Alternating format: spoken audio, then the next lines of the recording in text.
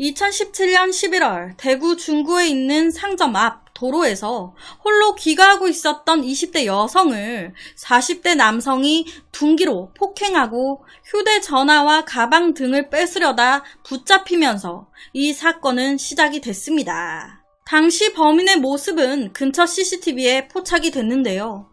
담배를 피우며 불 꺼진 상가를 서성대는 모습인데 잠시 뒤 여성을 둔기로 폭행하고 뺏은 가방을 들고 달아나는 모습이 보이죠. 전담 수사팀을 꾸려 탐문 조사를 한 끝에 40대 남성 용의자를 붙잡은 경찰은 남성이 범행 현장 부근에 떨어뜨리고 간 담배꽁초에서 DNA를 채취해 그가 CCTV 속에 등장하는 남성이라는 사실까지 확인을 했습니다.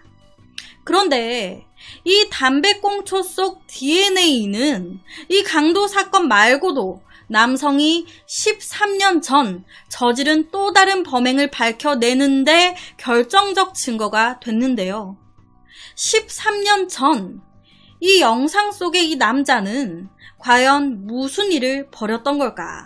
2004년 6월 25일 오전 8시 55분경 대구에 있는 한 노래방에서 한 여성의 시신이 발견됐습니다.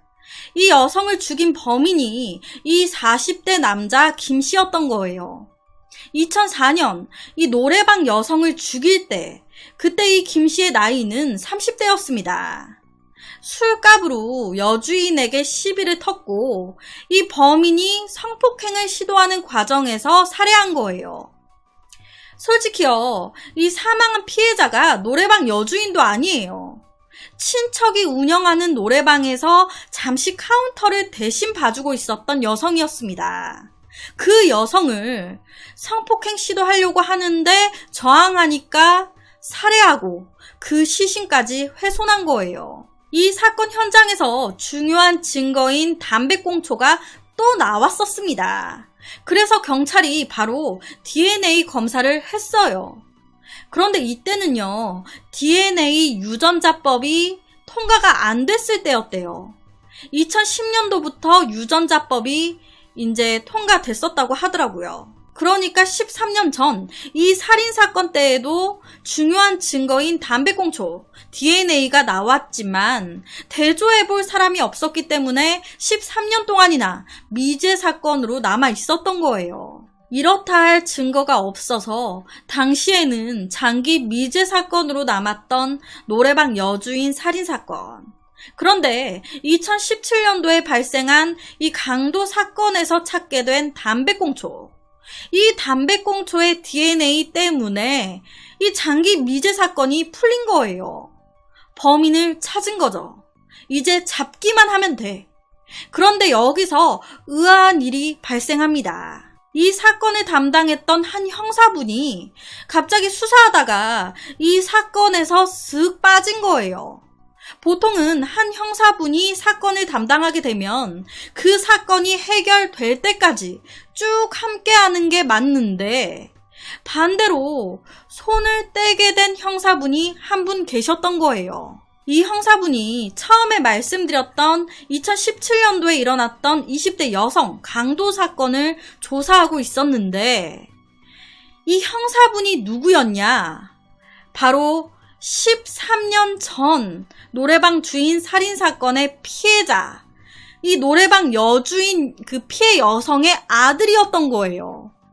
당시 13년 전에는 고등학생이셨는데 이 이후에 경찰이 됐고 형사가 되셨던 거예요.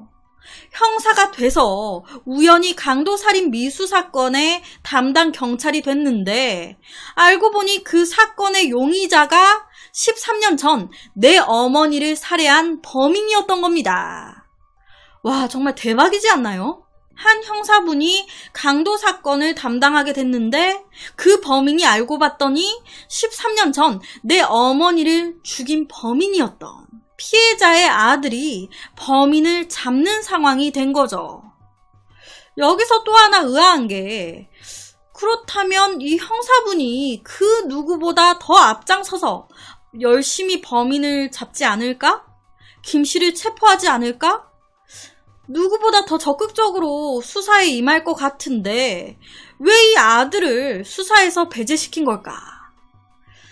그런데 이게요, 솔직히 이 아들분 입장에서 이 범인 얼마나 찢어 죽이고 싶겠습니까? 얼마나 평생을 증오하며 살았겠어요. 그런데 이 범인과 아들이 만났네. 이 아들 가만히 수사할 수 있을까요? 저라면 당장 찢어 죽이고 싶을 것 같은데. 그래서 배제시킨 거예요. 만약에 이 아들분이 범인을 맞닥뜨리게 됐을 때 그때 과거에 대한 아픈 기억 때문에 불상사가 생기게 될까봐 손 떼라고 하고 장기 휴가를 보낸 겁니다. 자기 손으로 자기 어머니를 죽인 범인을 그 누구보다 잡고 싶었겠지만 이 형사분이 어쨌든 동료들을 믿고 꼭 잡아줄 거라고 믿고 범인을 특정 지어 놓은 상태에서 떠나신 거예요. 이게 잘은 모르겠지만 이 법관들도 깊이 회피하는 재판들이 있대요. 가족 관련 재판이나 어떤 연관 관계가 있으면 그 법관은 재판에 임하지 않는 그런 게 있다고 합니다. 감정에 치우칠 수도 있고 오해의 소지가 따를 수 있기 때문에. 그런데 경찰들 또한 마찬가지인 거예요. 우리나라는 이게 규정인데 미국은요, 이런 게 법으로 되어 있대요. 형사가 된 아들이 자신의 어머니를 죽인 범인을 잡을 수 있는 기회가 생겼습니다. 하지만 동료들을 믿고 수사에서 손을 떼게 되죠. 그 후 이 동료 형사분들은 수사 전담팀을 꾸려서 더 열심히 집중적으로 수사를 시작했습니다. 그리고 그달 말인 2017년 11월 28일에 이 김 씨의 집 주변에서 김 씨를 검거하게 돼요. 그런데 검거하고 나서 이 40대 김 씨의 집과 차를 수색하기 시작했는데 이 김 씨의 차 안에서 온갖 쓰레기들과 여러 가지 흉기들이 발견됐다고 해요. 수사 과정에서 이 김 씨는 2004년도에 벌인 노래방 살인 사건에 대해서 처음에는 완강히 부인했습니다. 내가 안 그랬어요. 그거 내가 한 거 아니에요. 하지만 노래방 살인사건 당시에도 담배꽁초 나왔었잖아요. DNA. 이거를 딱 대조해 보니까 김씨 니께 맞는데 빼박이죠. 경찰이 증거를 들이미니까 그때서야 제가 그랬습니다. 자백한 거예요. 그렇다면 2004년 노래방 살인, 2017년 강도 미수 사건까지 김씨가 저지른 범행이 이 두 가지가 끝일까요? 아니요. 더 발견됐습니다. 경찰이 혹시나 해서 더 조사를 하다 보니까 2009년도 2월 3일 날에 대구 쪽에서 노래방을 운영하고 있었던 여성분이 성폭행을 당하고 살해당한 사건이 있었는데 이 2004년도에 발생했던 사건과 이 범죄 수법이 너무 비슷한 거예요. 이 형사분의 촉이 딱 온 거죠. 이것도 이 새끼가 저지른 것 같은데? 아니나 다를까. 죄송합니다. 그것도 제가 했습니다. 자백을 받은 거예요. 그러니까 2004년도에 살인 저지르고 2009년도에 또 저지르고 2017년도에 강도 살인 미수 사건으로 또 저지른 거예요. 이 김 씨는 2004년도, 2009년도 살인을 모두 우발적으로 저질렀다라고 주장했습니다. 자기 말대로 갑자기 우발적으로 사람을 죽였어요.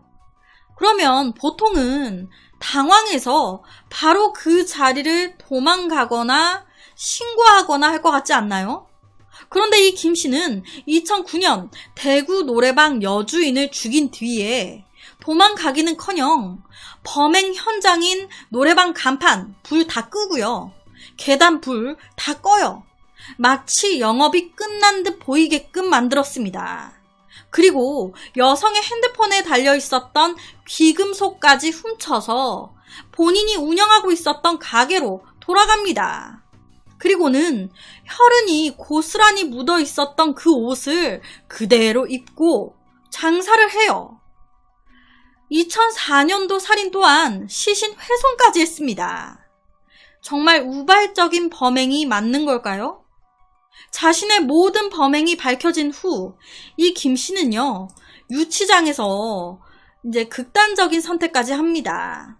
하지만 바로 발견돼서 살았어요. 이 김 씨는 우발적인 범행이다 라고 주장하지만 다행히도 재판부는 그렇게 보지 않았습니다. 김 씨가 2017년도 강도 사건을 벌이고 난 다음에 여성의 핸드폰을 훔친 뒤 유심칩을 분리해 버립니다. 이거는요, 초짜는 못하는 거예요. 이거 꾼이 하는 거거든요, 꾼. 그리고 여러 날에 걸쳐서 범행 장소를 수차례 바꿉니다. 그리고 앞서 말씀드렸지만 차 안에서 둔기, 흉기도 여러 개가 발견됐어요. 그리고 범행 이후에 전혀 죄책감도 없이 평소와 같은 생활을 했죠. 이게 어떻게 우발적인 살인입니까? 이 김 씨는요, 겉모습은 정말 평범해 보이는 남자였습니다. 아내도 있었고요. 2명의 자녀도 있었어요. 공무원 아버지를 둔 유복한 가정에서 자란 남자였습니다. 그런데 제2금융권에서 일하고 있었던 1996년에 여성을 성폭행하려다가 미수에 그치면서 징역 2년 6개월, 집행유예 4년을 받게 된 거예요. 그러면서 원래 다니던 직장에서 잘립니다.